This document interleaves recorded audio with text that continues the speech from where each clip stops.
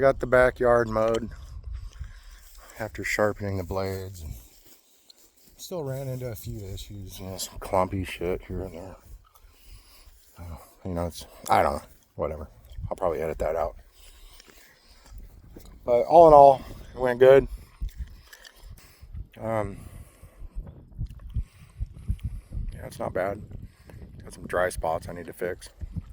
I got 65 sprinkler heads, and I don't think I get more than a couple weeks before I clip one of those damn things. And I've got two different kinds. This here, this is the top of an impact sprinkler. That's the impact sprinkler. They make these things so cheap now.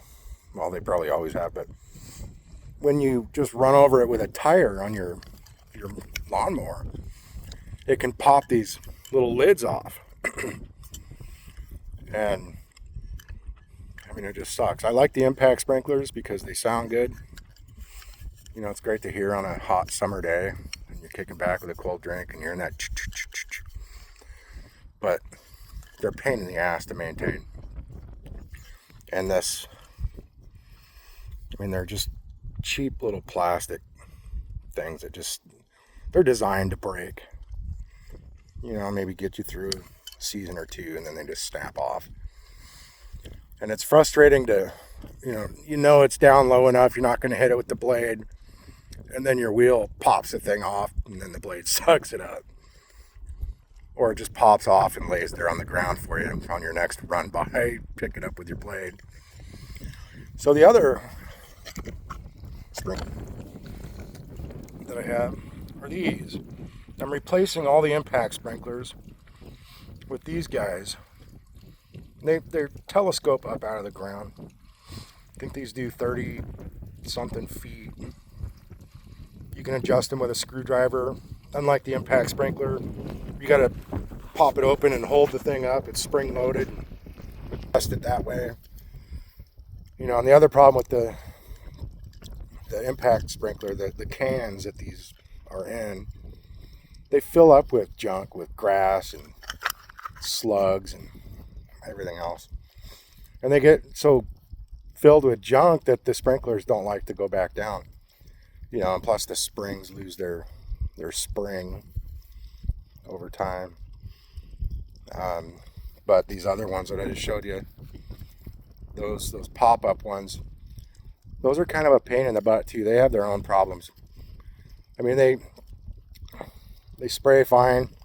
They don't have that soothing impact sprinkler sound. You can't even really hear them. But the issue I have with them is mowing the lawn. You still hit these things.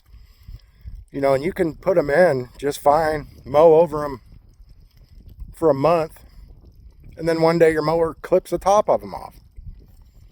It's like they raise up out of the ground. It's not the telescopic piece. It actually does sink down all the way when it's done watering.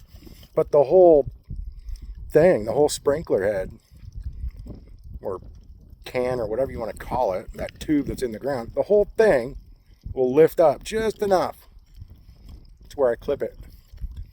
I've already done that to two of them. I just finished one of them off today, along with this guy.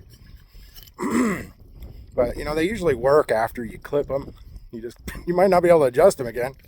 But, you know, I've seen them work fine. I haven't had to replace them yet.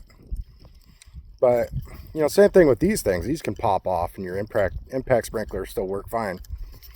Unless you snap off the actual impact sprinkler. If that's gone, you got nothing. It'll just shoot a old faithful geyser out of your lawn. So I got to fix that today. Yay. I didn't want to do that. What time is it? It's 11:38 a.m. West Coast. Oh, I mowed the whole backyard in about 30 minutes. That's not bad. But I'm spending more time in maintenance. Cleaning the lawnmower, sharpening the blades, and now replacing sprinkler heads. But I brought the lawnmower over here. That's where I usually go when I'm done mowing. And, you know, it's kind of out of sight over here next to a field and pile of rocks. And I bring the hose over and hose off all that grass. You know, just try to keep it clean. Feels impossible sometimes. And you always want to get up under this deck. Use a bungee cord to hold that up. And then there's a little tool. It fits right in there. And it fits this nice little nut, or bolt, I mean.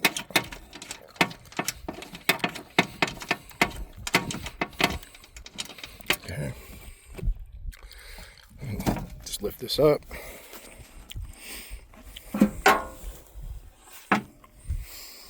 And you guys saw that I cleaned under the deck, sharpened the blades a little while ago.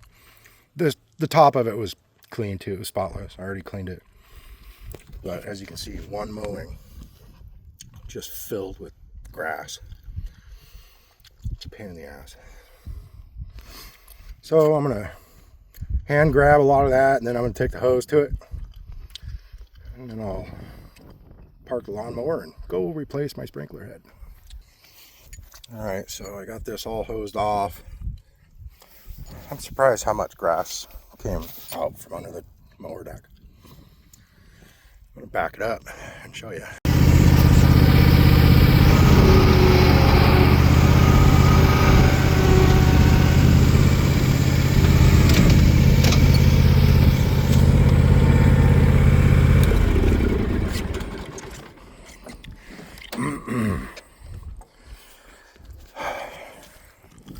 That seems like a lot, considering I just cleaned that deck and sharpened the blades before mowing only half the yard.